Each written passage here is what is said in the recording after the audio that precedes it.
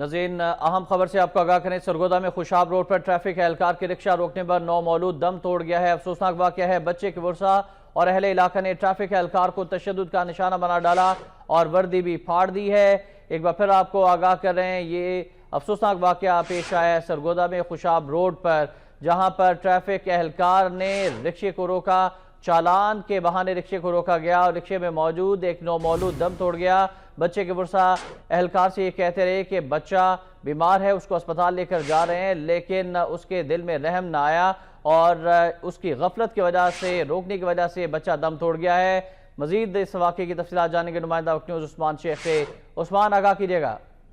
جی بالکل احتشام، یہ آج سرگودا میں خوشاب روڈ کے اوپر سول اسپتال کے بالکل گیٹ کے سامنے جو ہے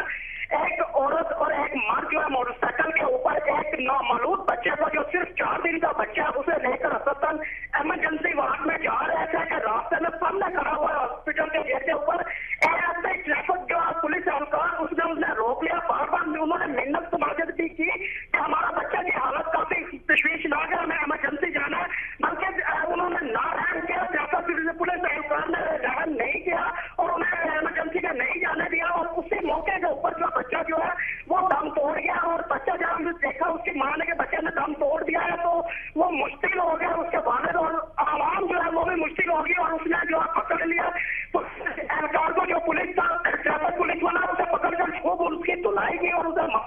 اس کے بعد انہوں نے احتجاجی دھرنا ابھی تک جاری رکھا ہوا ہے اور خوشاب روڈ جو ہے وہ ٹوٹلی طور پر انہوں نے بند کر دیا، ٹریفک جام کر دی ہوئی ہے۔ پولیس کے جو سینٹی بھائی ہیں جو پولیس کے انہوں آئے موقع پر پہنچے اور انہوں نے آ کر جو ہے معاملے کو رفع دفع کرانے کی کوشش کی ہے، لیکن ابھی تک وہ مشکل جو افراد ہے وہ وہاں سے نہیں اٹھے۔ جی احتشام،